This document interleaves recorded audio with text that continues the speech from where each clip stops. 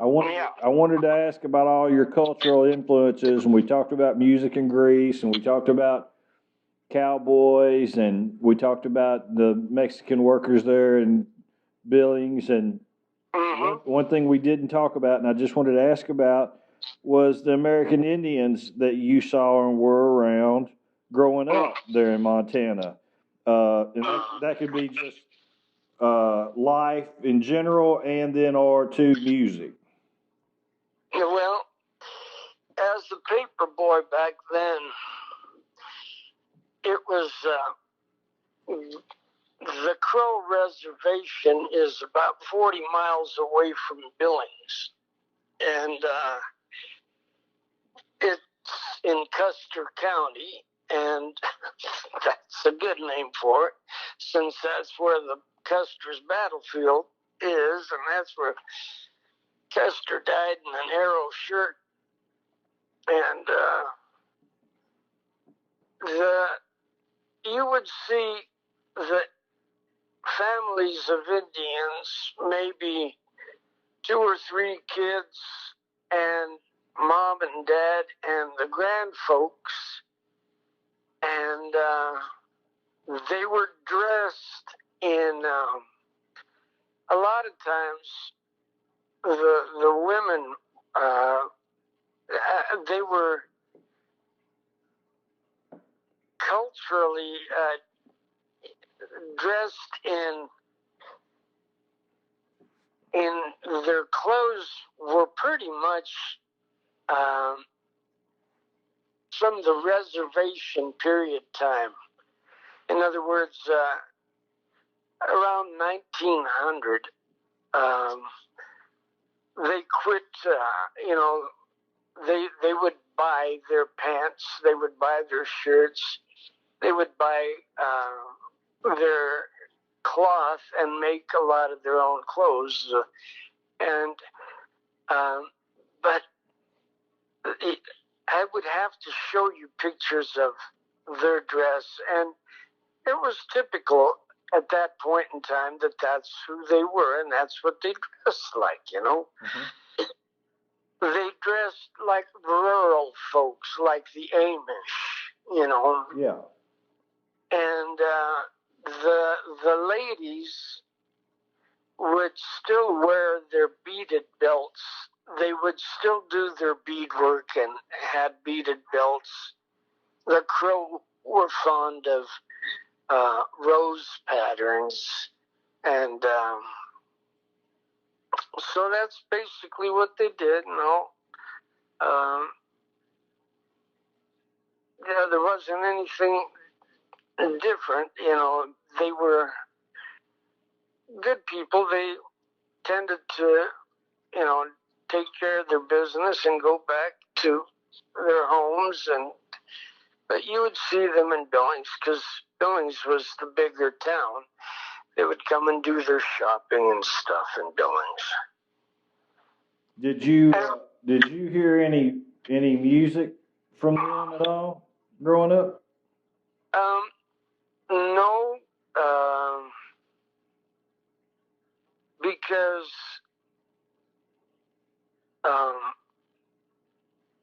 I would imagine that they had some celebrations. For instance, in the summertime, there's a tradition where they have the Custer reenactment, and it goes back into probably 1900, 1910, 1920, right around there. And so people would go to the Custer Memorial, and then they would watch as people reenacted the Custer fight. And so during those days, I'm sure that they would have some kind of a powwow, and they would dance, and the tourists would watch them dance, but the powwows are more prevalent today than they were then. There's big ones, and they're big competitions for singing and dancing. Yeah. And if you've ever heard Indian singing and watch them dance, it's rather fascinating, because it really stirs you up, man. It really stirs you up. And there's a certain grace to the way they dance and the way they sing in union and in unison. But one thing is for certain, dancing and the drum is what the Indians had, and it was part of their society and social functioning. Yeah. It seems to have been something that carried over from past days, past times. Yeah, that's about all. And even today, I find their culture to be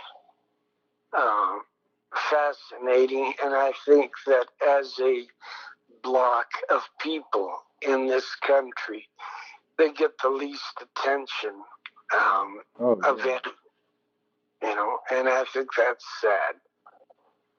I just wanted to make sure that I had covered any kind of cultural influences that you might have come across as a kid, I have had Indian friends over the years, some of them being Crow because of their proximity to Billings.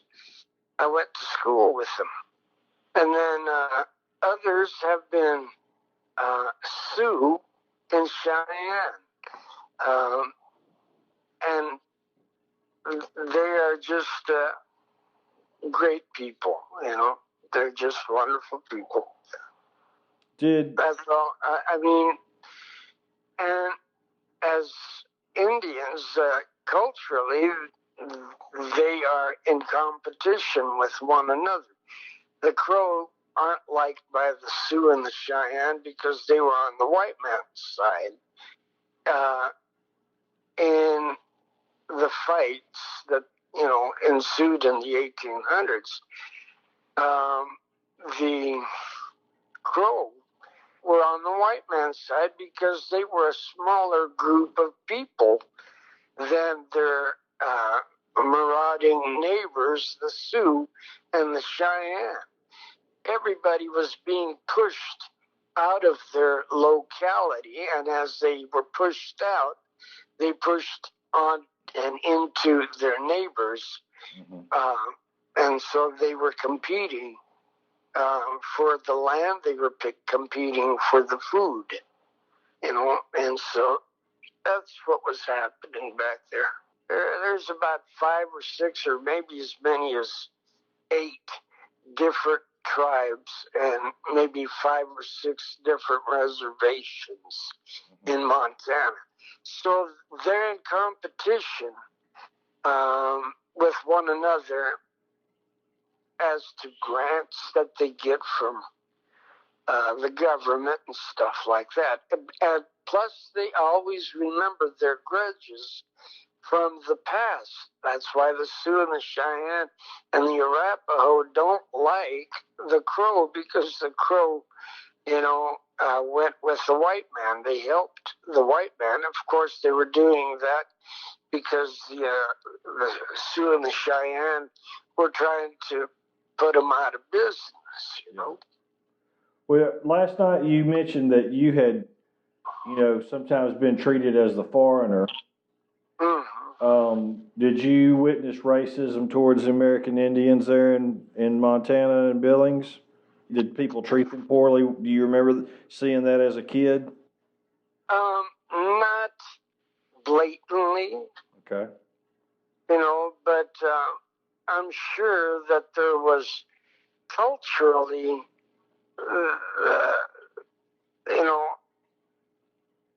a white dentist doctor walking down the street would not openly embrace a, Indian and his wife, on the street. They just, there was a certain kind of um, anti-magnetism, it's like when you put two magnets together, they push against each other, and it was that sort of cultural division that existed in Montana, as probably it did everywhere else, You mixed with your own kind.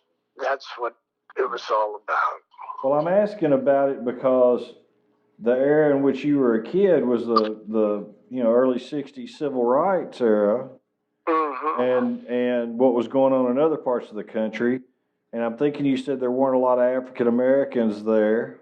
No. And I was just wondering if could American Indians eat at a restaurant with white people, or yeah, if they could afford to. Yeah. Okay. There was never any blatant exclusive businesses shutting their doors to people because of what they would look like. In Montana, that didn't happen. Yeah. At least that I was aware of. What I saw was that the town was separated into a class, system. The railroad tracks divided Billings into the north side and the south side. And then as Billings expanded, it expanded to the west. So suddenly you had a west side. That put three areas into competition with each other. Each area looked on the other two areas as being snobbish, or the west side being where the rich people lived. The north side is where, the average people lived. The south side is where the poor side of town was, Now, the one thing that brought all of my generation together was music. Music broke down all the barriers. This much I can say. Music, and a lot of it was coming out of the jukeboxes in joints like the Tampico, which was a little taco joint on the south side where the pimps used to hang out, the whores used to hang out, the Mexicans, the blacks, and the whites used to hang out. Being a newspaper street kid, it was normal for me to go in those kinds of places. And the south side had a Skid Row area to it that was for all the bars, places like the Yukon Bar, the Oasis, the Brown Jug, and there's many others. But that was it, and Billings has since cleaned up that whole side of town. The south side is still the poor side of town, and it's still the side where your Mexican people and your black people, as well as your poorer whites live. And, but it's just another generic American town, Yeah. Well, so tell me about getting your first guitar and how that came about. Okay, so somewhere around 59 and 60, and how old are you? I was 10, 11 years old. My enthusiasm for music was an everyday occurrence. I mean, I was born to sing, and that's what I did. I couldn't play the guitar, but I didn't have one. So I expressed to my folks that I would like to get a guitar. And my mom says, why don't you get an accordion? She liked the accordion. I thought, no way. I saw all my heroes all over the place, playing guitars. So I expressed that I wanted to get a guitar. So she went to town and bought me a Harmony Sovereign acoustic, and it was maybe a $30 guitar in those days, a $25, $30, but it was down at the beginner's level. The guitar itself was a big body, and it had a neck on it that was probably akin to the fat side of a Louisville bat slugger, that had been cut in two, and it was impossible to play the damn thing because a 10-year-old kid's hands are small, and the strings on those things, the old bronze strings, they only came in one gauge back then, and it was probably the same kind of wire that, tightrope walkers walked across, because it was never meant to be played as a guitar. But still, that's what I had, and that's what I learned on.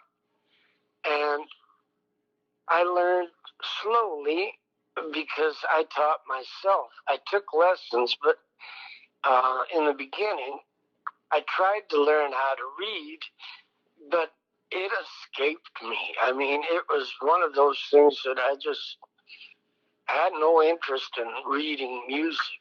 My ears worked just fine, so I started learning your basic chords in your open chord, down at the end of the neck there. So the easy chords were E, C, and G. D was a little harder. A was a little hard too because there were, as you know, a couple of different ways you could use or play that chord. But the hard one was F because, you had to press two strings down with your little finger. And that was, it took years, I think, for me to finally master that son of a bitch. But, and then, you learned how to, what you wanted to learn how to play on the guitar was rock and roll. And the rock and roll guitar heroes of that time period were guys like Dwayne Eddy,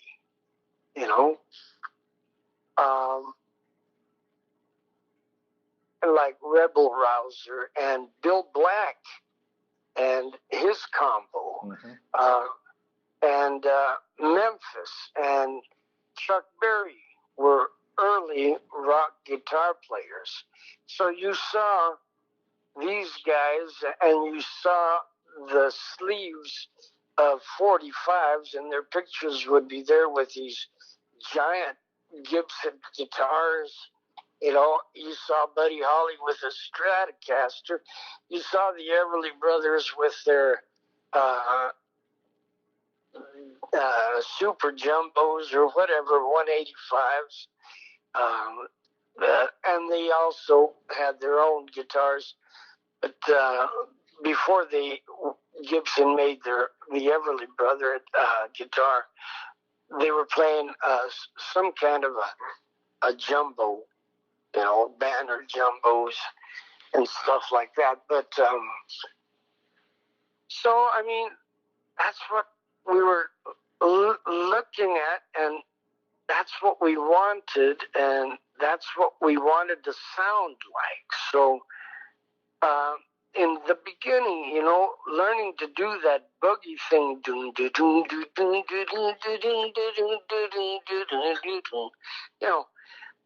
I mean, to learn that was the first rock lick that I learned,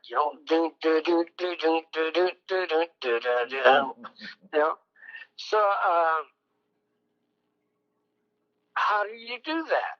And so you just kind of sit there by yourself, or when you're together with somebody that knew how to do that and watched them, then you went home afterwards and practiced it, and little by little,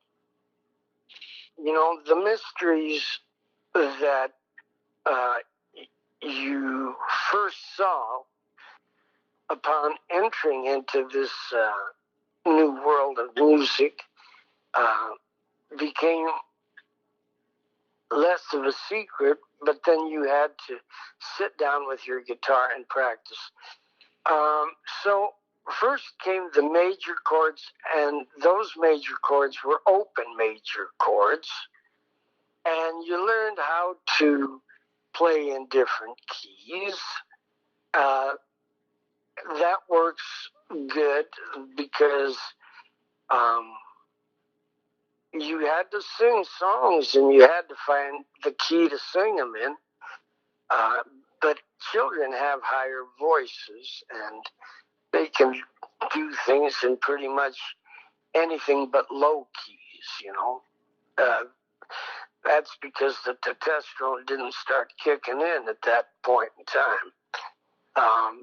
Not that in my case it ever kicked in a lot, because I got a high voice regardless. And believe me, I had a lot of testosterone. But so let me ask you this before I forget. Your mom and dad, you told them you wanted a guitar, and your mom went to town and got one. What was their? Did they mind rock and roll? What was their opinion of rock and roll? They didn't understand it, but then my father, because of his job and affiliation with his job-related friends, all those guys were the same generation as he. They were guys between 25 and 30 years old that he worked with, and their preference of music back then would have been for guys like Cash, Buck Owens, Hank Thompson, Webb Pierce, which were all classic, country artists. But those same guys at that point in time, that country music had a rock feel to it. If you listen to In the Jailhouse Now, that has an attitude, in it that is different than, say, Rex Allen Jr. singing Son, Don't Go Near the Indians. There was a skirt-chasing attitude in country music that was different in its sound and style. A lot of those artists were skirt-chasing artists. The other ones were a little older, and their music reflected it, And so there was more of affinity between the skirt-chasing country and the rockabilly country, which was country, but with a drum beat, a backbeat to it, you know. So are you saying your dad accepted it more because there were guys his age that were kind of close to it? Is that yeah, because he wasn't born into the music. He adopted himself to it. And so, you know, my father in 1960 wasn't aware of Johnny Burnett, but he was aware of Johnny Cash. Yeah.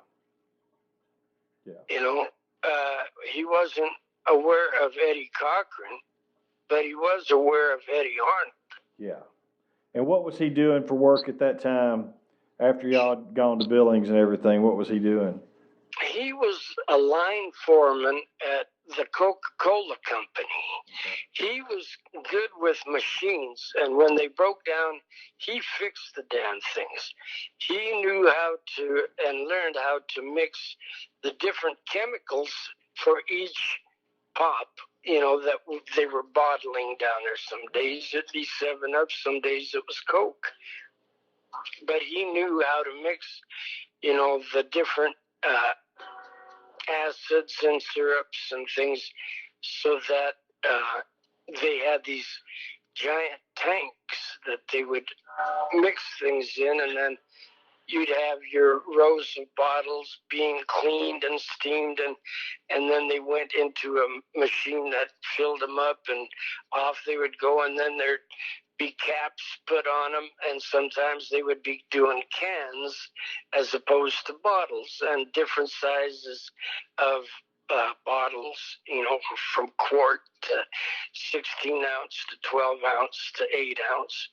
So, and I worked there too with him, but I didn't start working at the Coke plant till about 67 or 66. I don't know, somewhere in there. That sounds like a pretty good middle class job.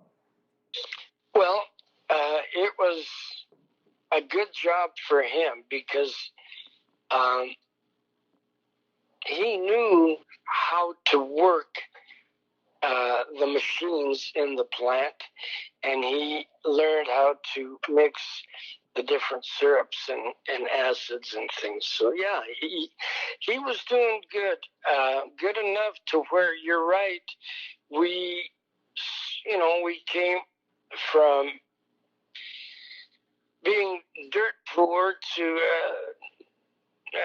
you know, just lower middle class, and we were working our way up the ladder as time went by, you know. But all of Billings, there were a lot of people in our category, and there were a lot of people under us, and there were a lot of people higher than us as far as economics go, you know. But we were working towards something. That's why we came here, was for that opportunity. What, how long was it before you graduated to your next guitar from the Harmony?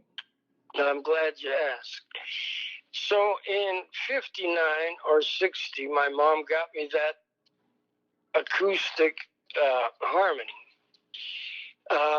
Soon after, I bought a couple of Dan Electros. At that time, some were made by Silvertone and some were made by Dan Electro, you know. But they were quite simple, and they were a whole lot easier. But the one thing you had to do, if you had the electric Dan Electros and the Silvertones back then, which were pretty much the same companies sometimes, you had to have an amplifier. And so I was old enough at that time to buy my own guitars. So I bought a couple of Dan Electros and Silvertones. I went downtown to Montgomery Ward's and bought an Airline amp, which was a horrible amp, but I think it had a 12. Excuse me. Corona's kicking in. I had that little amp, that Airline, and it was lousy, but it was loud enough to where, you could play your guitar in your room down in the basement of the house you lived in, which is what I was doing. Then as I went along in 64 or in 66, I think, I also acquired, during the time of the Danos and the Silvertones, there was another early model of prehistoric rock guitars, was my Harmony. And, it was cheesy, but at least it was an electric guitar and a kid could learn, and that's what I did. Was the Harmony, the hollow body Harmonies that you see? No, okay. No, these were the solid body. Okay. And a lot of them today that you see from that time period look like they came out of, some science fiction movie. Mm-hmm. They had Telecaster sounding names, and just bizarre. But some of their electric guitars back there, not just the Harmonies, but all of the guitars, your American low-grade guitars, meaning the bottom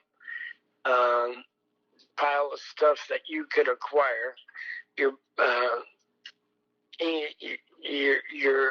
first guitars were going to be a Harmony, a Silvertone, a Dan Electro, a K, or something in that register. Then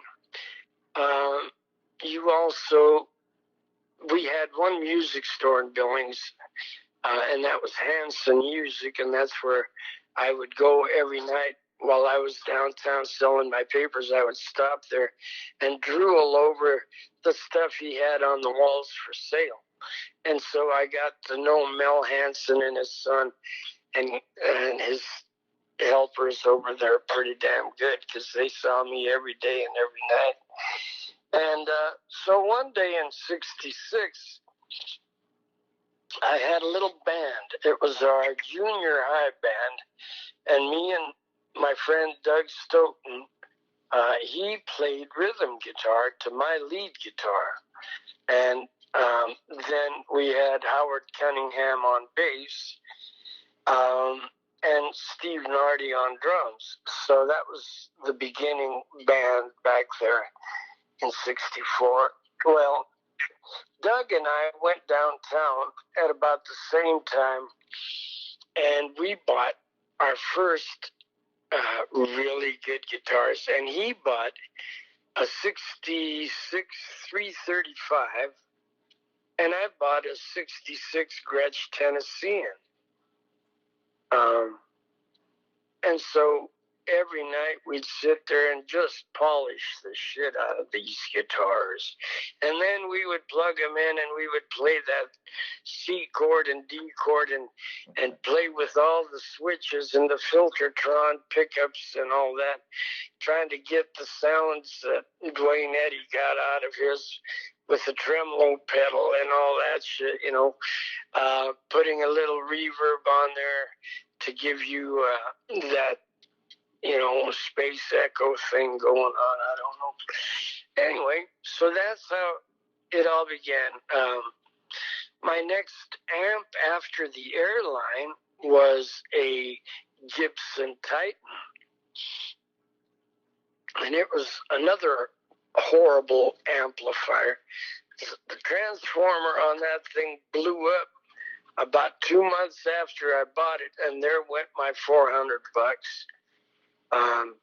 So then I got me a Fender Twin, and that was my staple. And then from the Twin, which was probably in 66, 67, 68, I also got into Supers, Princetons, and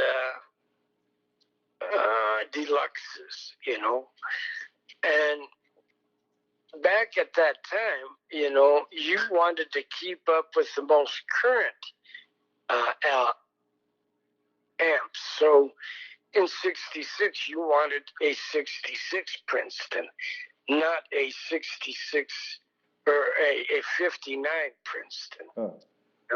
Yeah. So all the tweeds and all the whites and all the brown Tolex amps and all that shit, the old ones we didn't want. We wanted the new one, It was so your first real deal rig was a Gretsch Tennessean through a Fender Twin. Exactly. And at the time when you bought that new in '66, did you know that was a George Harrison guitar, a Beatle guitar?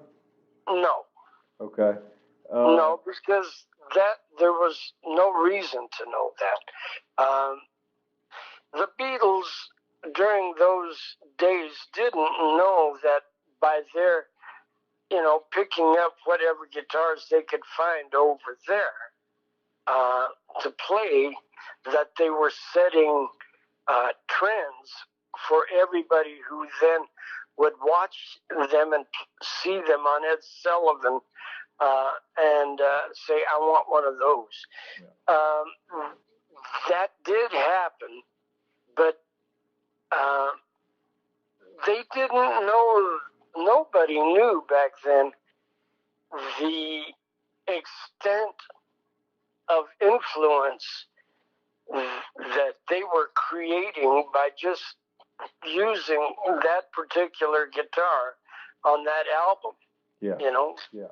It was meaningless. I mean, they could have just as easily been, taking their picture with a Gretsch or a Gibson or a Fender or, Mosrites or whatever there was, They weren't out trying to, they were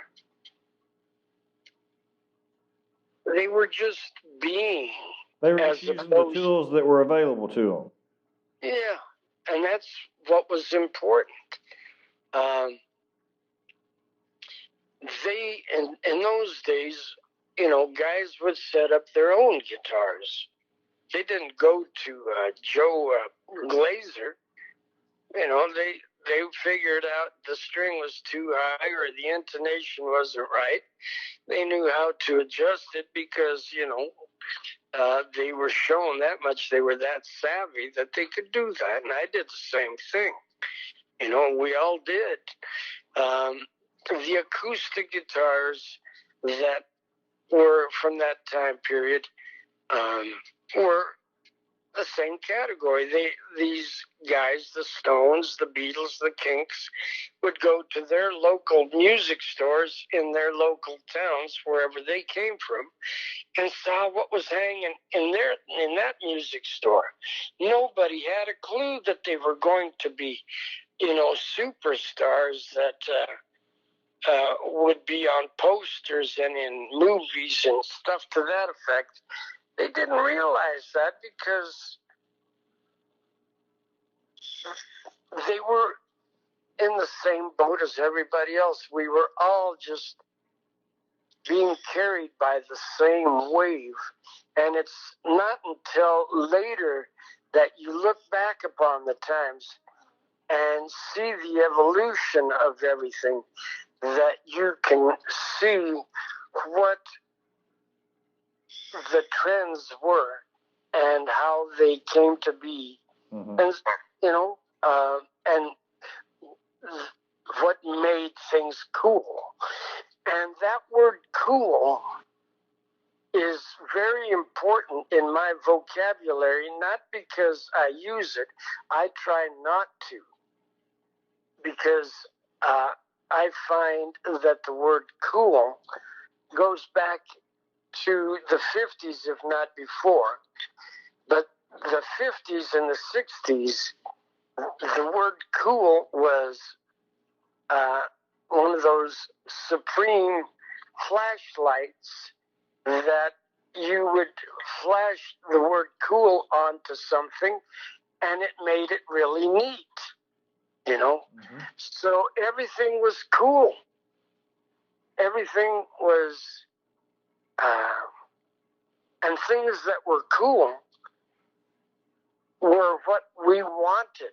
We wanted to bathe in coolness and wear coolness and listen to coolness and eat coolness. And so everything that came along was, whether it was the music,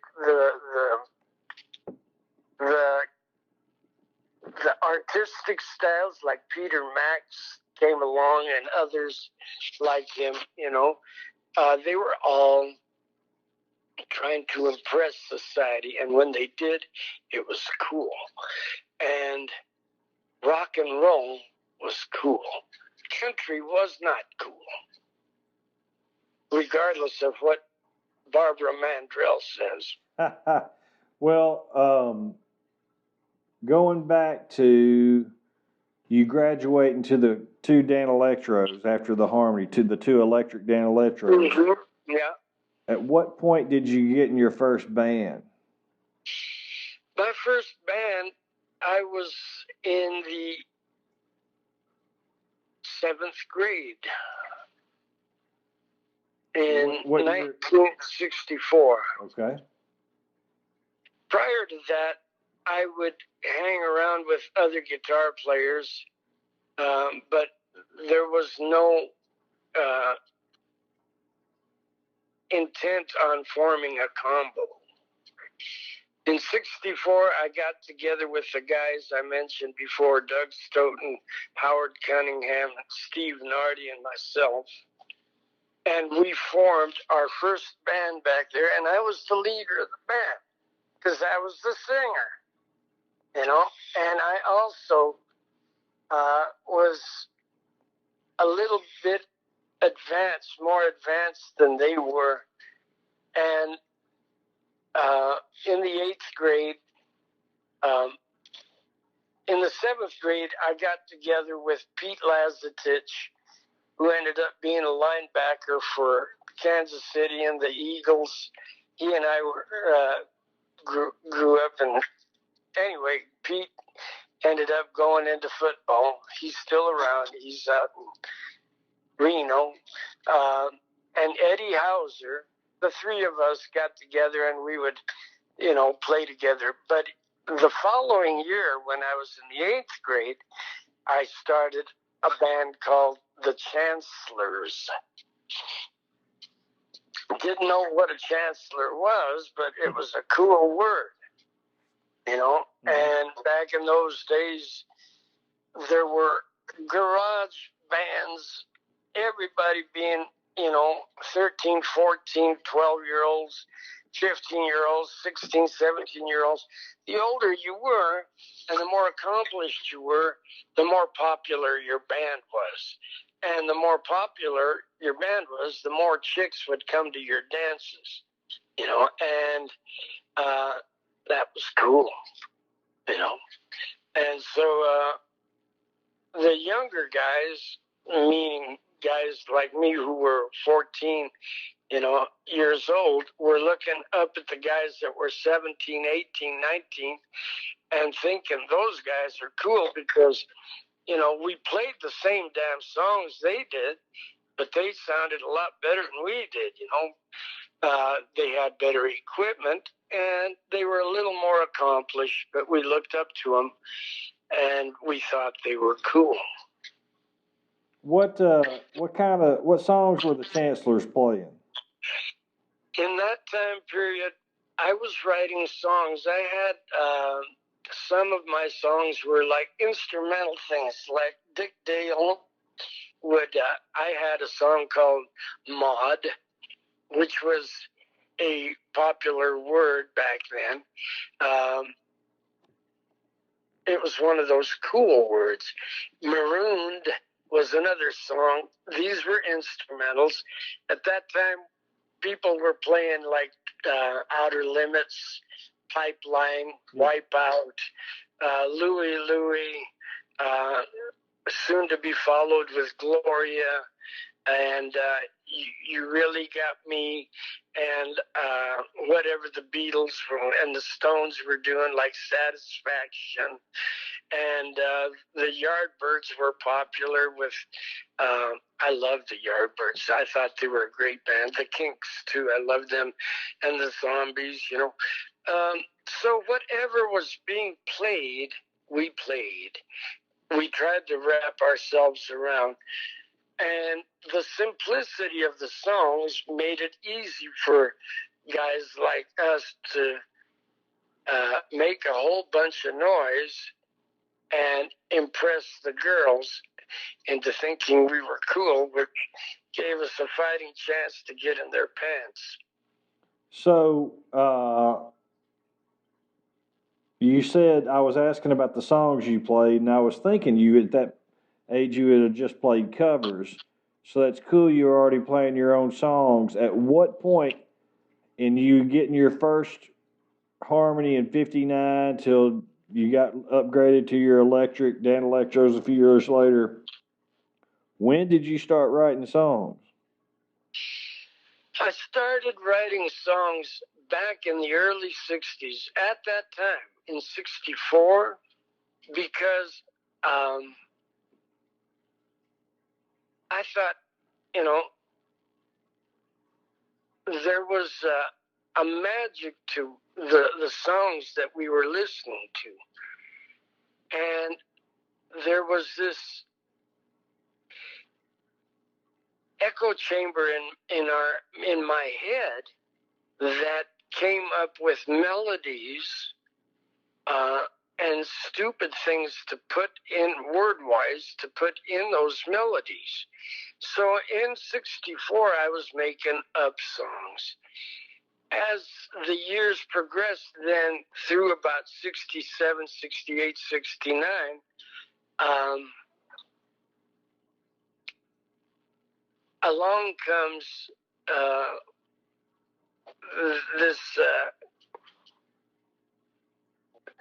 this door that came along with rock and roll. It just came, and it was the drug world. As a kid growing up in Billings, I smoked my first joint in 67. And prior to that, I was eating Mexican hearts and... What's that, Speed? Speed, yeah. And cross tops, your whites. Yeah. And bennies and dexedrine and whatever else that came along. You would... I was playing in 66 with... by 66, the band, the Chancellors, had dissolved. And some of those guys went on to, form other bands, and I went and joined other groups myself. The next group I joined was the Imperials. And it was during that time that I started getting into your speed, speed and whiskey, and the combination. How old were you? 16. And was that must have been pretty common. I've seen pictures of the Beatles with Speed, little bottle, little things of Speed when they were over in Hamburg. It must have been a pretty common thing, a teenage thing. Let me ask you this: how old were you when you cut Jane with Chan Romero on Warrior? That was in 66. Okay, so you were about 15 or 16? Yeah. And I see that you wrote Jane by yourself. Mm-hmm. And it says on the label, Crooked Rock Music Pub. Was that your company, or did he have you sign the pub over to him? Yeah, he had me sign the publishing over to him. I didn't know that it even existed back there. Sure. So, and he being the smarter guy, the older guy, he just took control of that, and that was that, Well, he had I already think been to Los Angeles around the business, so he knew how things worked, right? Yeah, exactly. That song to me sounds, like the early developments of one part of your style. You have different, obviously you have different influences that come in and out of your songs, but there's definitely, at least for me, always thought it was obvious that you were into what I would call garage rock bands from America, and then British bands like the Kinks or the Yardbirds. And Jane sounds like something that would have been right in there with the Kingsmen, or like it sounds like the beginning of garage rock to me. Would you? It is, yeah. It kind of falls into a Billy Swan kind of rock, and your early rockers from back then, like, well, I wouldn't, who was the guy? Del Shannon, Yeah. Yeah, that sort of thing. I was thinking that it seems like the beginnings of what later happened down in Texas. It kind of progressed down in Texas with the 13th floor elevators and all those guys in the late 60s. So let's talk about that, moving from 66 into the psychedelic era, I guess starting in 67. How did those times change for you? Because, I mean, you're right there at that, I mean, being 16 and 66, I mean, you were like at the perfect age of going straight through all those changes. Everything was happening so fast. What changed for you from, say, 66 to 67? In 68, like, how did you change and your music change, and what all went down? Okay, well, it was an easy transformation from one year to the next, because I was on an elevator, and the elevator was that time that I was going through on a day-by-day basis. Just by sitting on the elevator, I was aware of the different styles that were coming along. In 65, the boys were wearing tight Levi's, white ones, gray ones. They were also wearing plaid Levi's. By 66 and 66, along come bell bottoms and hip huggers. So everybody starts buying bell bottoms and hip huggers.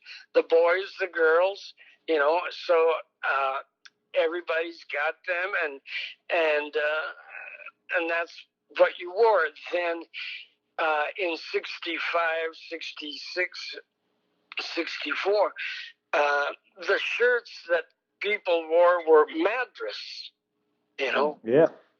And so then it went from that to paisley designs, and polka dots and stripes. Who knows whatever else, and so then in 64, 65, 66, boys started growing their hair long, because the Beatles had long hair, and then everybody else had long hair. So the boys in the bands had long hair, and their friends who associated with them grew their hair long. Back in 66, 67, the first hairs on my chest started sprouting out, and I learned how to shave. So along with the shaving comes mustache. Some of us, got into a Van Gogh or whatever they call that little goatee, and so it was cool to find a look. In 65 and 64, the cologne was really important to guys. you know, and so the colognes of 64 and 65 would have been the most popular ones was Jade East and what's that one with the ship on it? Oh yeah, Old Spice. Old Spice or Cannon or whatever, some of the other, you know, and you used to put that shit on till you reeked, you know? You didn't know when to stop.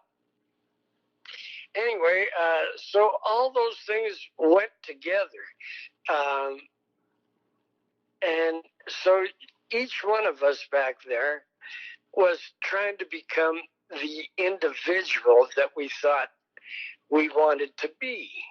And so we would spend many hours, you know, prepping and primping into finding a look for ourselves in front of that mirror. The girls did it too, you know, and the guys did, but not to the extent that the girls did. But in any case,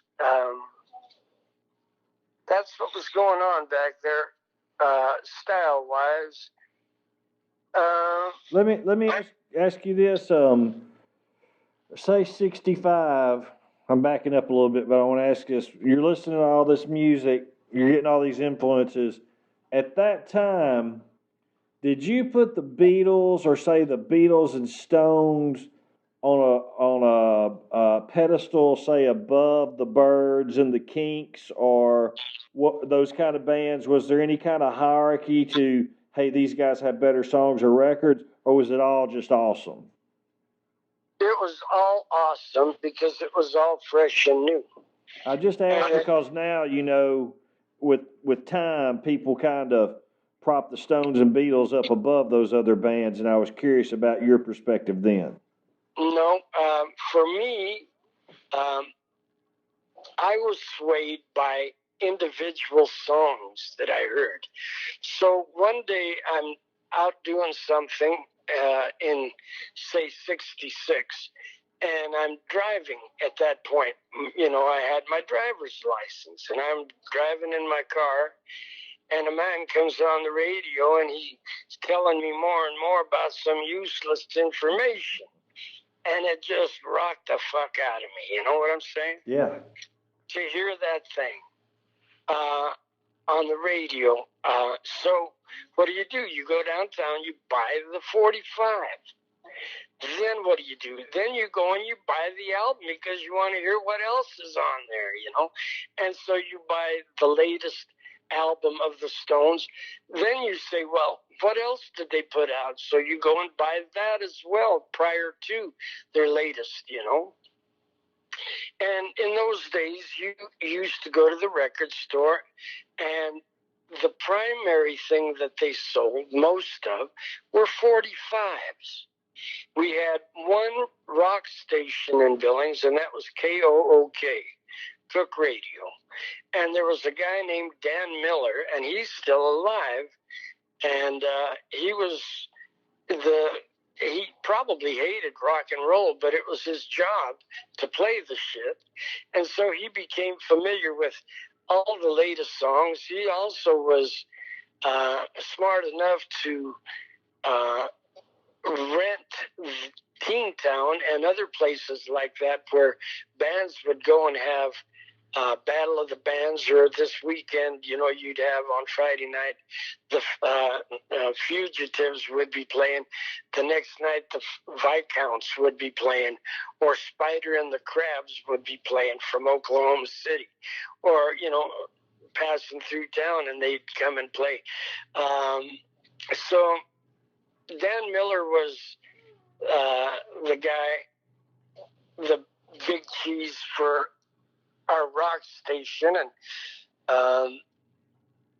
you know, he would have been a great manager for some of these bands, and I imagine he might have been, but I was never one of the top echelon bands. I was always, you know, I was a wannabe guy. I want to be those guys. And so That's primarily how that So, was. were you aware of the difference were you aware that the Byrds and the Beach Boys and other bands were in California and the Yardbirds and Stones and Beatles were from England? Or was it all just whatever was coming out of the radio? No, everybody that was in the network, in the garage band network of Billings and of the state of Montana and of any town in the United States, all of us that were being called upon to follow the Pied Piper rock and roll, we all knew who these groups were, where they were from. We just consumed everything that these groups brought out, and we got to read the back of their albums. We would go to the music store. We would go to each other's houses and look through each other's collection of records and say, let me borrow this one. Yeah, but don't scratch it and bring it back next week. And that kind of shit. So for me, in 66, my favorite in 67, I'm not sure, I think 66 the Byrds came out with Tambourine Man. Mm-hmm. It was either 66 or 67, but I fell in love with Roger McGuinn and...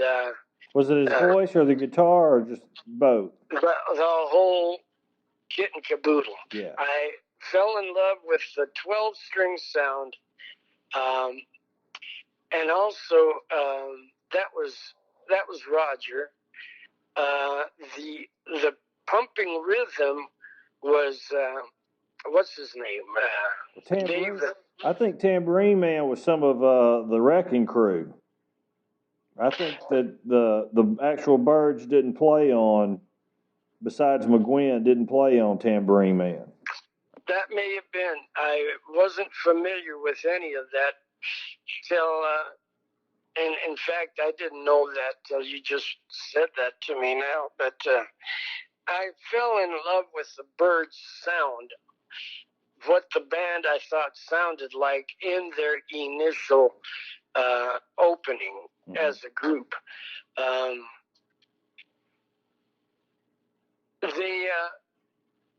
The uniqueness of that 12-string and also the blend of Gene Clark and Roger McGuinn's voices, and also David Crosby.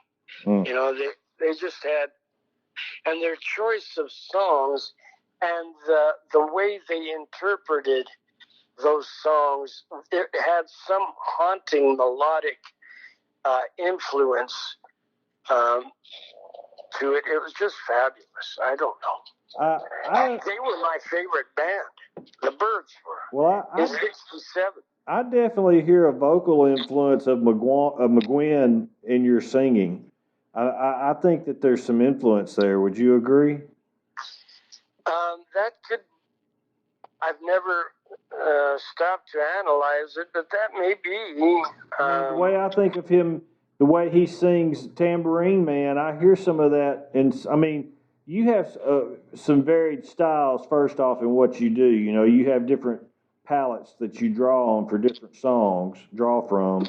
Mm-hmm. But I definitely think that he might be one of your vocal influences. I don't know why. Well, that may be, Odie. I certainly do think he's a wonderful vocalist. Probably one of my favorites. And if there's a Mount Rushmore of vocalists, he would be in that pantheon. I was trying to look up to see just to, only 3 of the 5 members of the Byrds performed on Tambourine Man. McGuinn sang lead and played lead guitar. Gene Clark and Crosby did the harmonies.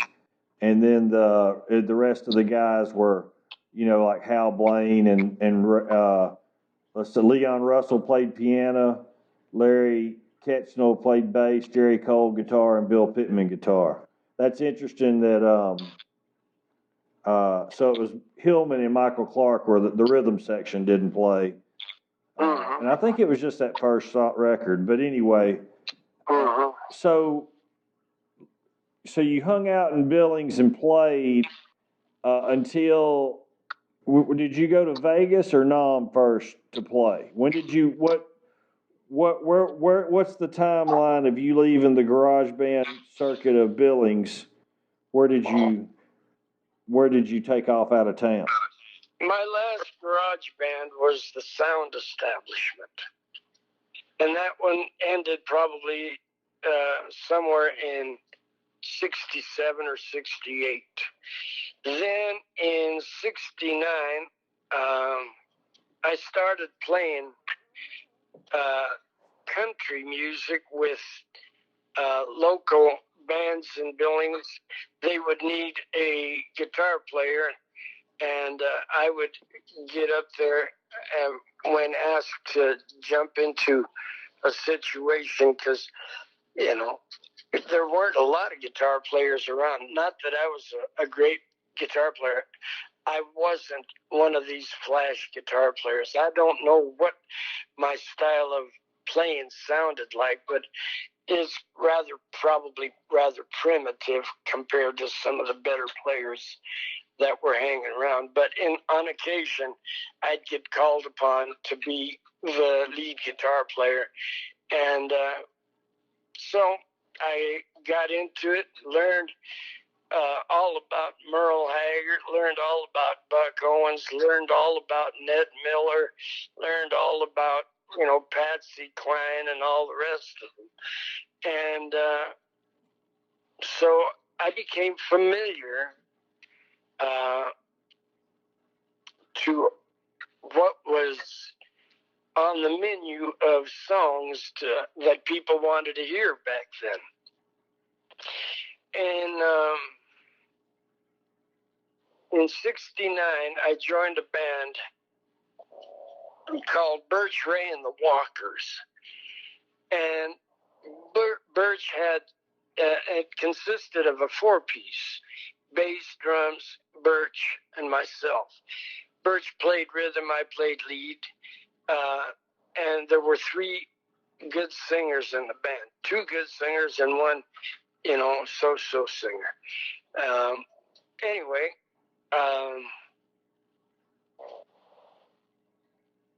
that group had a booking agent in Wichita Falls, and his name was Sam Gibbs. Sam had about 10 groups that he was booking throughout the Midwest primarily and the West. So anywhere from Iowa down to Wichita Falls, Texas, over to Vegas, up to Colorado Springs, over to Rock Springs, Wyoming, up to the 17 Club in Billings, over to North Dakota and Fargo. And so, all those 10 groups would be moved on either a week by week, or we would go to a club and be there for 2 weeks. Then we'd pack up, drive for a day to get to the next gig, and we'd start on a Monday and play 7 nights, 6 nights, whatever, pretty much straight through. Once in a while you had a day off, and generally on that day off you traveled. Sometimes it took that full day and a night to get to where you're going, and then you set up and you start over again. People liked you because you were on a circuit, and they got to know you.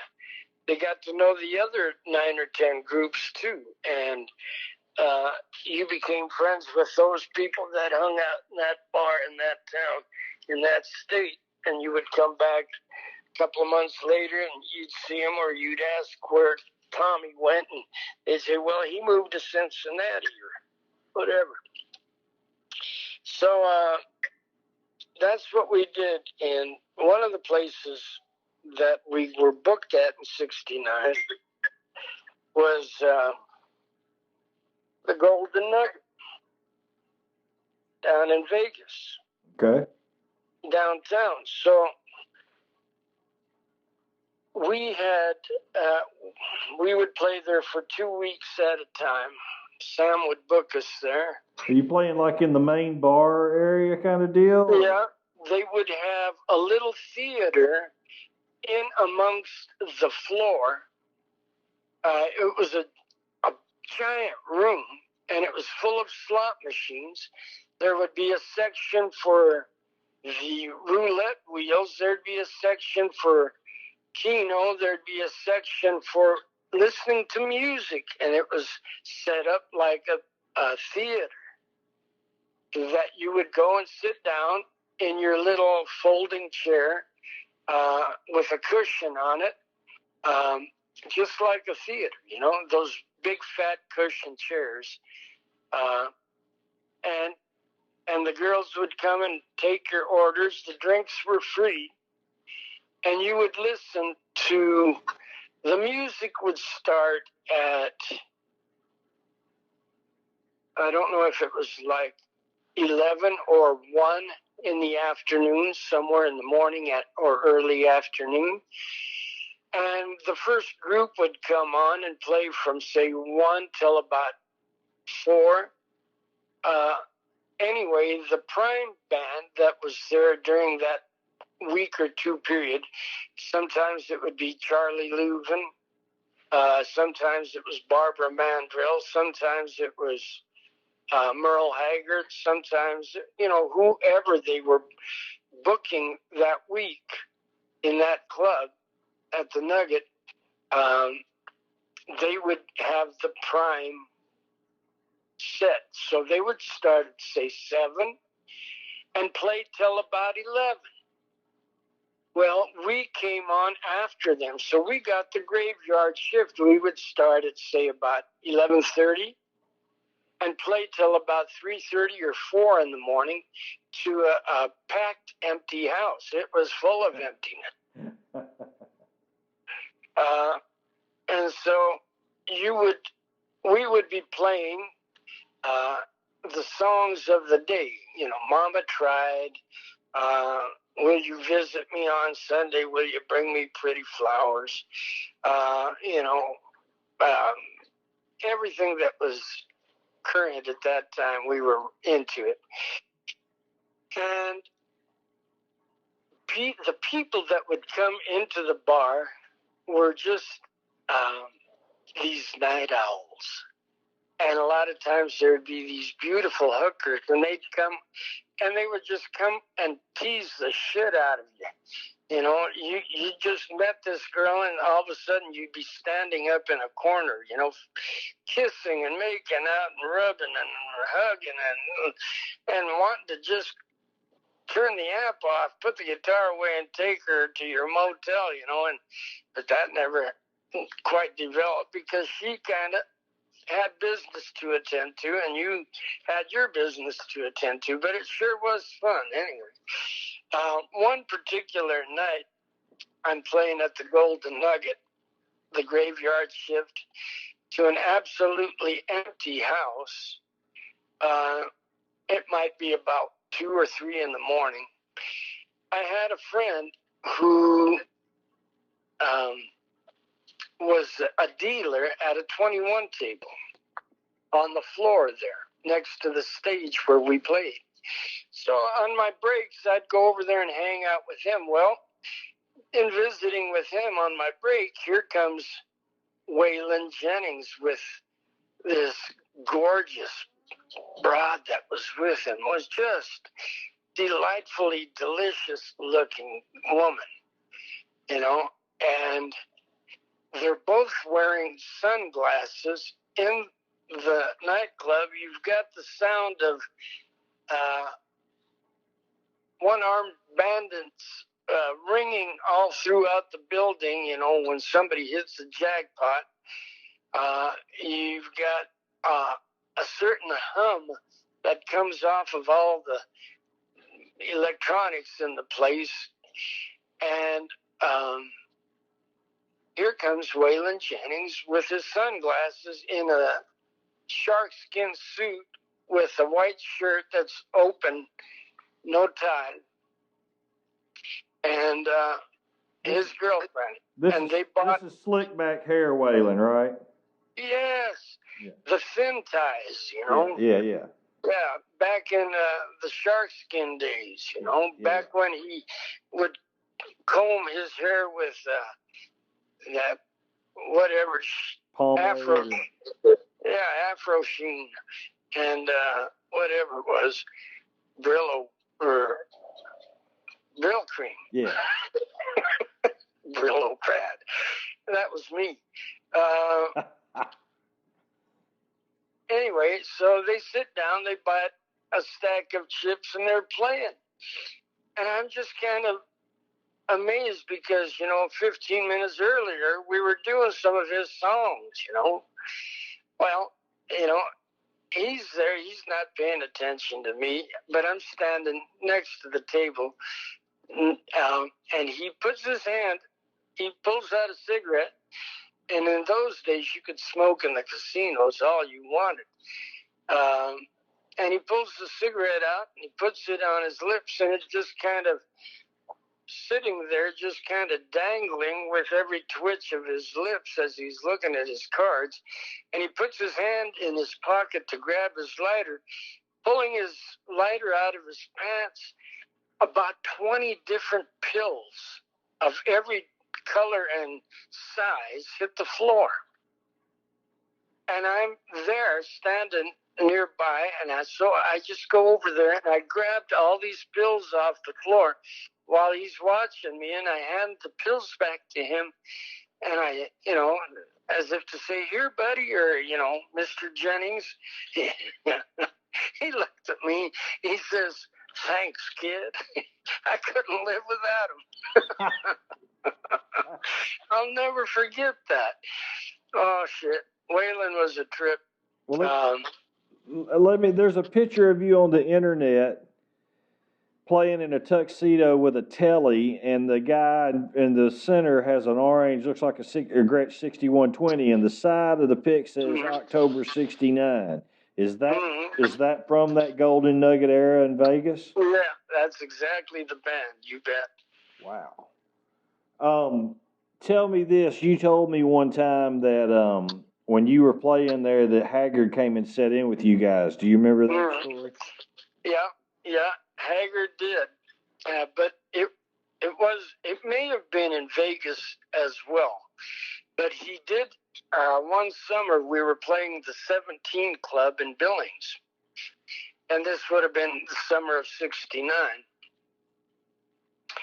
So in August, he's there because it had to have been August because that's when the fair is going on. And Haggard was up there playing at the fair, and on a night off, he came down to the 17 Club, and he sat in with us, and I got to be Bonnie Owens, you know. And so at the end of his getting up and playing with us, and he looks at me and he says, damn, he says, you can sing higher than a bird can fly.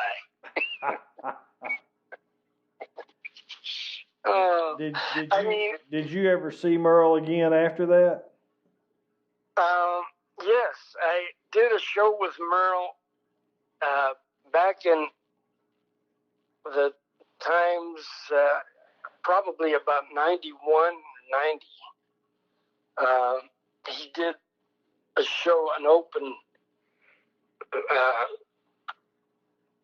it was out in some field, out in the boondocks somewhere. They had some kind of a hootenanny out there, and he played out there, so I got to visit with him a little bit then. Did you tell him about that story?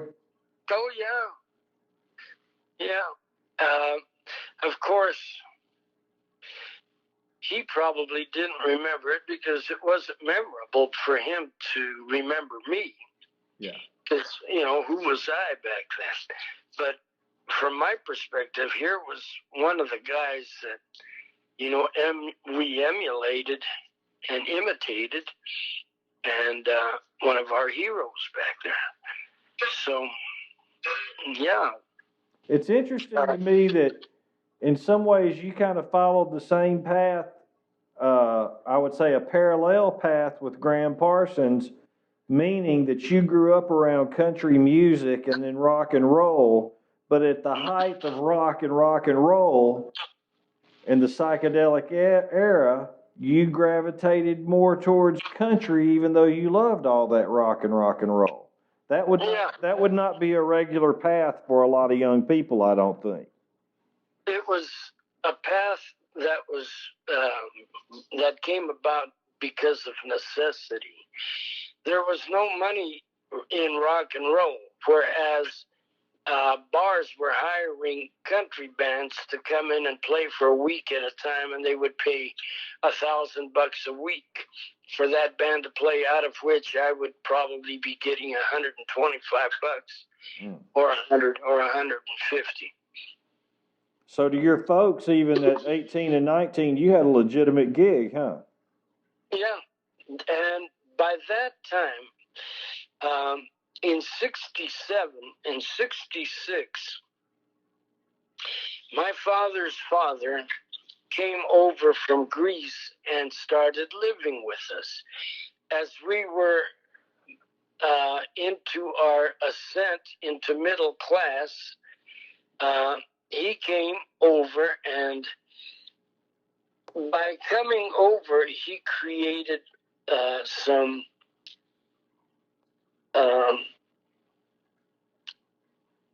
situations that caused my father to leave my mom and myself in 67 and go with his dad back to Greece, thinking that that's what he wanted to do with his life. Well, he went over there for about a year, blew all the money that he had, and when he came back to the States, he wanted us to take him back, but it didn't work out that way. They got a divorce in 68. My mom and I had to get out of the house that we had bought in 66 or 65 and move and rented a house from the people my mom was working for out at Bender's Auction on Central Avenue. And so my old man was living, when he did come back, down in Denver. He found a job doing the same thing in Denver at a bottling plant down there. And they were divorced by the summer of 68. I was still going down and hanging with him. Going back to the guitar, the days when I first got my guitar, my dad playing the bouzouki and singing all the songs of his youth back when he was into the Greek blues, the Rembetika period, and singing those songs. I would play rhythm guitar to him playing the bouzouki and singing his Greek songs. So I became familiar with all his Greek songs, and we would, in Denver, for instance, we would go and play these bars like the old Number 7 and Greek Village and various other places. And I would be playing guitar behind him to give him the accompaniment for the bouzouki while he sang and played the bouzouki. So I became familiar with all those songs from that time period, and still love those songs, And were these Greek kind of Greek places, or any kind of place that y'all would play that? I guess it would be considered folk music, even if it wasn't a Greek restaurant or bar. Is that right? It would be No, we were going in as a Greek duo. Okay. And because these were primarily Greek listening rooms in Denver and the surrounding area. And Denver being, having a population of 5,000 or 10,000 Greeks would have enough there to where they would frequent certain, localities and taverns or bars or nightclubs or restaurants or whatever. And we would get hired for a weekend to play there. This was right before I joined up with Birch Ray in 68, 69. Okay. But I'm just saying that I did my stint as a sideman for a Greek musician, as well as going from the Greek to the country to the rock, and it was all good, It all just fed my hunger for music. It was all good. That's really cool. So was your old man into it, that you were a musician, besides the joy of you guys playing together, seeing you play with bands and everything? He was proud of me, even though he was a hard master, but, I loved my dad. I respected him, even though he wasn't worth respecting sometimes. But neither was I suspect. None of us is perfect. But in any case, we got along pretty good back in the late 60s, and we hung out together. We lived together in Denver. I would go and visit him and hang out with him for 3 months, 4 months at a time. And we would play music during that time. In those days, Odie, in 68, 69, after, all right, so in 57, while I was on the farm with the family that brought us over, I don't know if I told you the story, but me and Craig, the son of the family that brought us over, he got a BB gun for Christmas, I guess, or his birthday. And he and I were out in the barn area, and we were shooting things with his BB gun, including the nut sacks of the bulls. So, it was his gun. So we're in the garage area where the tractor is, and he cocks the BB gun, and you had to cock. You pulled out this part of the gun forward, and then you brought it back to where it was parallel with the metal part of the rifle, the barrel. Anyway, and then he pulled the trigger. Well, it didn't go off, so he took the gun and he thumped it on the ground, the butt on the cement floor, and that released the BB, which flew out of the rifle, the BB gun, and hit me in the left eye, putting my left eye out of commission. No, I did not know that. Yeah, so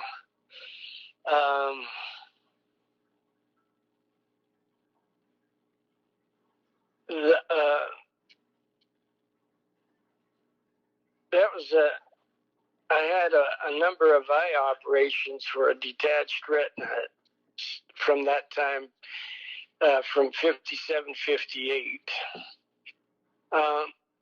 Then in 60, 61, when I was in the first or second grade, I had a couple more eye operations. Then in 68, in the summer of 68, a couple of thugs beat the shit out of me one day, and which caused my retina to detach again, which was the reason why I quit school that year, because I spent more time in a hospital room than I did in my classes. So in the winter of 68, by December of that year, I quit school in my senior year. And that next spring, I got the GED test, and then I went to school at Eastern for a quarter. I took sex, drugs, and rock and roll, and then after a quarter of that, I just, I took those same things, but I didn't have to go to college. So let me ask you this, Kostas, to back up for a second. Can you see through your left eye? I see some light, but imagery is greatly distorted. And I see half of that distortion. From the, if you were to draw a line across your eye, I could see the bottom part of it, but not above that circle, meaning your scope of vision. Yes. Yeah. So that's the extent of it. That's something that I don't think anybody can, you know what I'm saying? As well as I've known you, I didn't know that. Well, sometimes if in my left eye will not line up with my right eye, it might go floating a little bit to the, into regions I wasn't aware of. But in any case, it's nothing that I dwell on. Yeah. And I still got one eye, so that's good. It'll last me till the end, and that'll work. That's good for me. Well, so tell me, after touring and all around, I'm sorry, I'm looking for my your notes. Well, my scroll thing here on my computer. After touring the circuit with Birch Ray and the Walkers. Okay. All right. Going back to Birch Ray. Okay. All right. So I'm just letting you know that during that 6 or 8 months that I was in his band, or maybe a year, whatever it was, I can't really remember when I started. It was probably in September of 69, and it probably ended in April of 70 when we got done touring. So in December of 69 and January of 70, Sam Gibbs, our booking agent, asked us if we wanted to go and play Vietnam, Thailand, and the Philippines. So we all thought it over. Birch said that he would pay us $250 a week. Well, that was twice as much as I was making, here in the States. So we were booked to play there from the end of December of 69 through March or April of 70. And we all said, yeah, we can handle that. The drummer had already been there. He just got out of the Army, and here he goes back playing music over there. His name was Joe Brumley. So the bass player's name was, it escapes me, Bud Blaylock. So we all said yes, and Birch brought his wife, Linda, to be our go-go girl, and what was known in the circle of the GIs back there as a round eye. Which is what? A round eye is what the GIs called the girls back home, or Australian girls, because sometimes Australian bands would come to do what we were doing. So Sam Gibbs is in contact with a bunch of booking agents who are set up in Thailand, in Saigon, and in the Philippines, in Manila. And he books with them and through them our tour. They line up the gigs we're going to be playing, and we went over there and we were doing 3 shows a day. We would be, say, at a camp in Da Nang, okay? We played in Da Nang. And we played all over the place in Vietnam, but this was the same in every country we played. And so the day would begin when a deuce and a half, which is a big truck, would come and pick up the band and their equipment. We would wear like-minded uniforms, a shirt, black slacks, black shoes, our guitars. I brought my telly, and we had some junky drums and some junky amplifiers that we played through that were made in those countries, and they were just horrible. But it was the best we had to work with anyway. We would go to the enlisted men's club first in the morning, say about 10, get out of the truck, load the gear into the bar, set it up, play from 11 till 1, or from noon to 1, about an hour, hour and a half. Tear down the equipment, put it back in the truck, drive over to the NCO club and play for all the sergeants. And then do the same thing from 1 till about 2, 2:30. Then we'd pack up the stuff back in the truck, drive over to the officers club, set up over there, play from 6 till 7 that night. And then we'd load back up. They would either drive us back to where we were going to spend the night, or and then they would feed us there. We'd get some sleep that night. We'd wash our clothes because it was dust, just sweat and dust everywhere. So that's what we did. We did 3 shows a day, 7 days a week. We traveled around Vietnam, Thailand, and the Philippines, either by Chinook helicopter, by convoys led by APCs,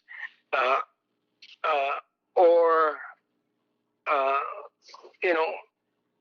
helicopter, airplane, or a convoy would get us to where we were supposed to be. And we got to see the war up front and personal. So I did that with Birch Ray, and it was quite a learning experience. The fact that I got shot in the eye in 57 kept me from being drafted in 67 when my numbers were called and I had to go to Butte and take your physical. Well, I got a 4F rating. I didn't go to Vietnam in the Army, but I went there as a musician in a band, and so that's what transpired. That, and then when I came back from there, I quit playing with Birch.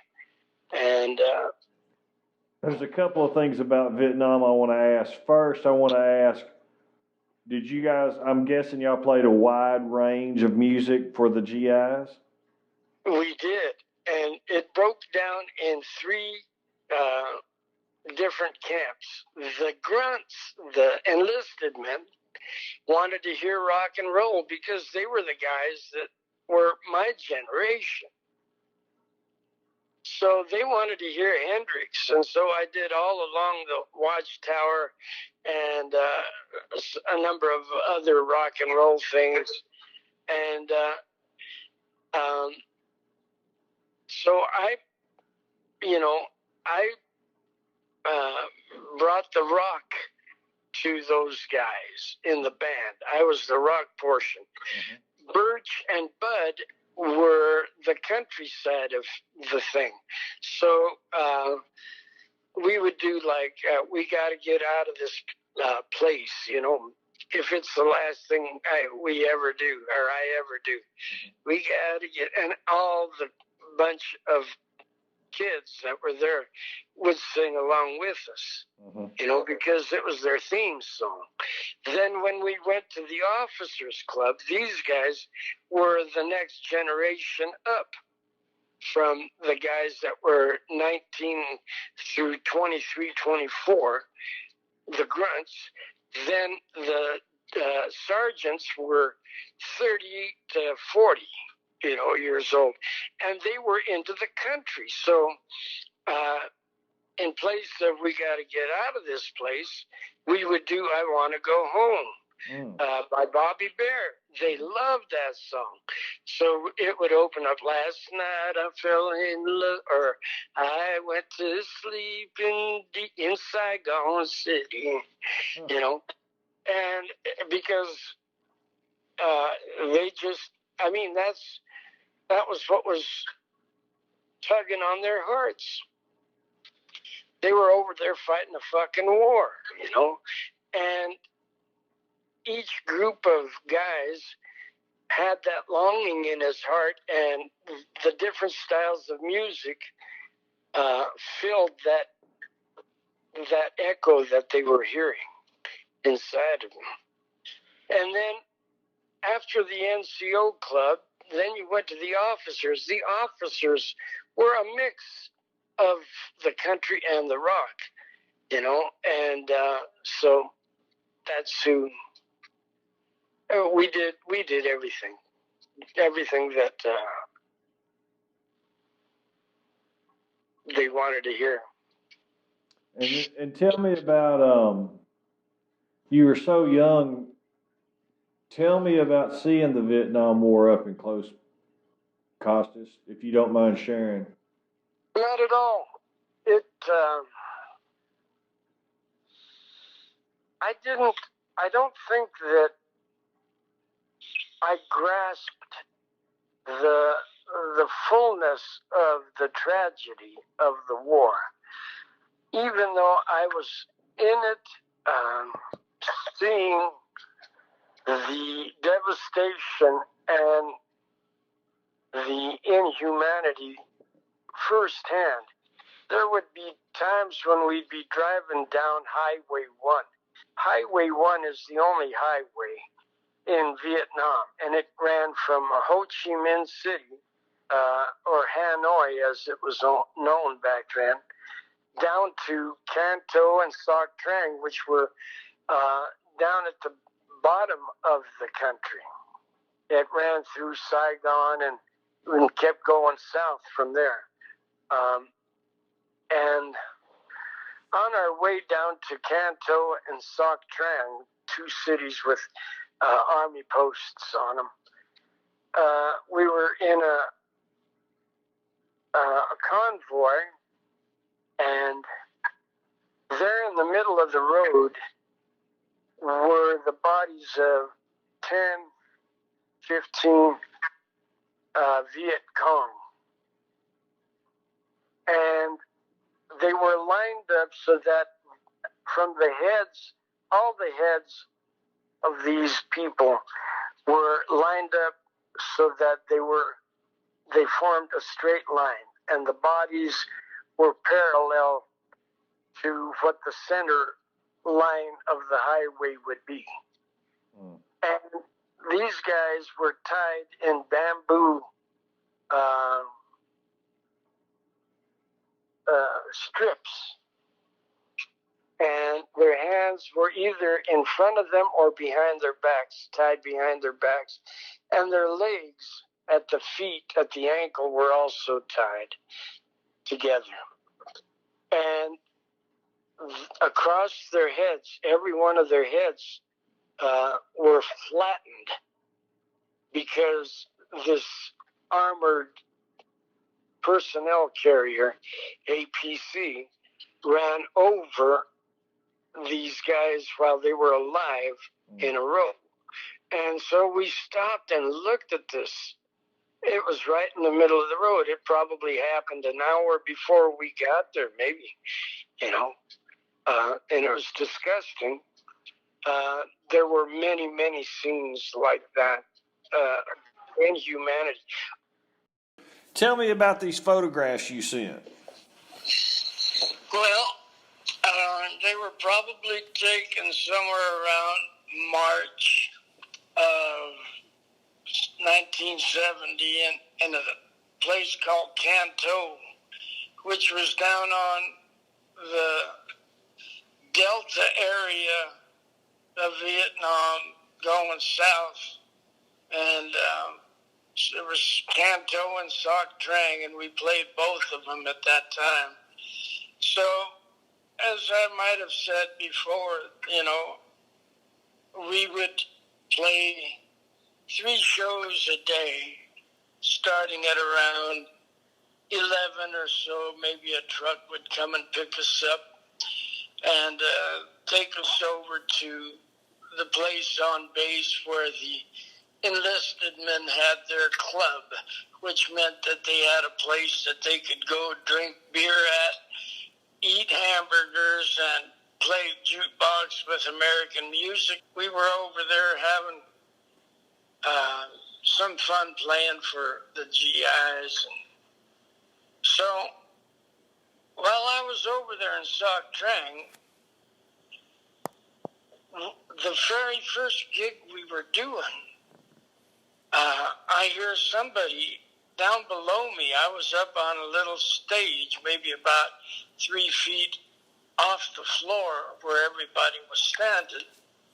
And somebody's saying, Gus, Gus. And I didn't know for sure, but back home, some of my friends would call me Gus. I thought, shit, they can't be talking about me. Well, at the end of whatever song we were playing, I feel somebody pulling on my pant leg. I look down there, and sure as hell, it's Dick Myers. Pulling on my pants leg there was my old buddy, Dick Myers. Well, that was quite, extraordinary and amazing. Because I sure as hell wasn't expecting to see him down there. So for the next 3 days, me and my buddy Dick hung out. And, he became one of the band guys. And we had some rather unique experiences there. He got permission from his CO, camp, the guy at the top there, for him to hang out with us since we were buddies from back home. I went to school and knew Dick from the 7th grade on.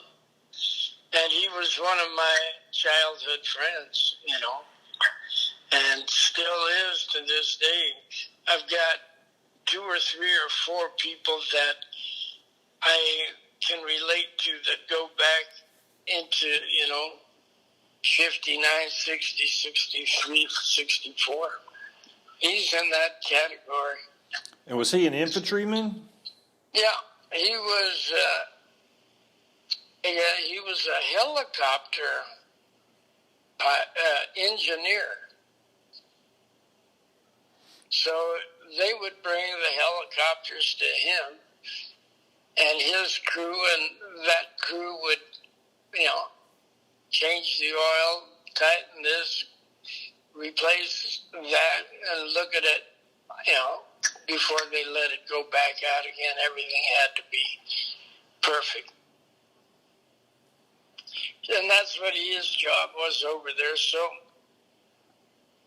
we hang out together, and we were scheduled while the band I was in was stationed in Canto. So maybe the second night, we were there for 3 nights. So the second night, at the end of the 3 shows that we would typically do every day, the enlisted men, the NCO, and the officers club, each one for about an hour and a half.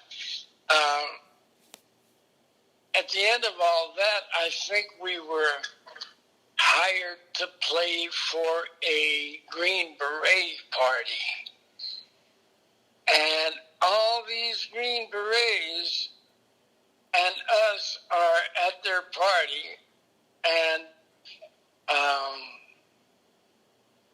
these fellas are all decked out in their, attire from, their tailors back at home. And most of those tailors would have had to have been like Fredericks of Hollywood, because these suits that these guys were wearing were like green and yellow and bright red and, ocean blue, with white lapels and hip huggers with bell bottoms and shit like that, and go-go boots for the girls, and all the girls were, local girls, but they were decked out. They looked like they were stepping out of a Hustler or a Playboy magazine back home. And, of course, there was us, and we were playing the music for this little party for the Green Berets of Sock Trang in 1970. Did you guys have to play the Ballad of the Green Beret? We didn't do that one. No, we did Detroit City by Bobby Bear. Yeah. And we did I Want to Go Home. No, that was Detroit City. And We Got to Get Out of This Place by the Animals. Those were the 2 most requested songs that we got while we were there. When you and Dick saw each other, did it just do your heart good to see somebody from home after being over there a while? And him too? Yeah, it was surreal as hell.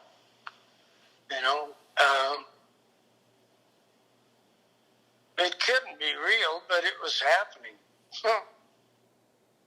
Wow. That's all. You just don't expect it. And that happened about 3 to 4 times. I ran into 3 or 4 guys over there who were personal buddies of mine back home. There was a fella named Kostas, another Kostas, that I knew in Denver in 1969, and he was just a lot of fun. He was he was a fine example of what a Greek should be, I guess, back then.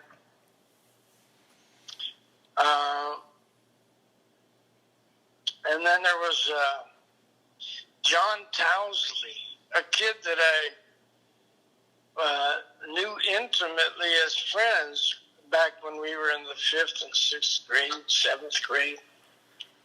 I grew up with the Towsleys.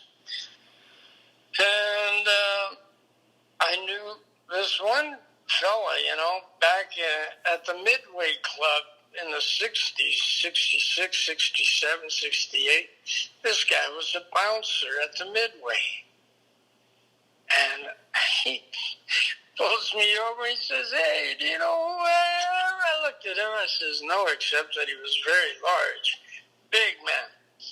And he says, "I'm so-and-so and so-and-so." And, I was the bouncer at the Midway. And I thought, Jesus. So this is what you decided to do. All right, well, maybe he got drafted like everybody else. Who knows? But that was pretty neat to see all those guys and run into them.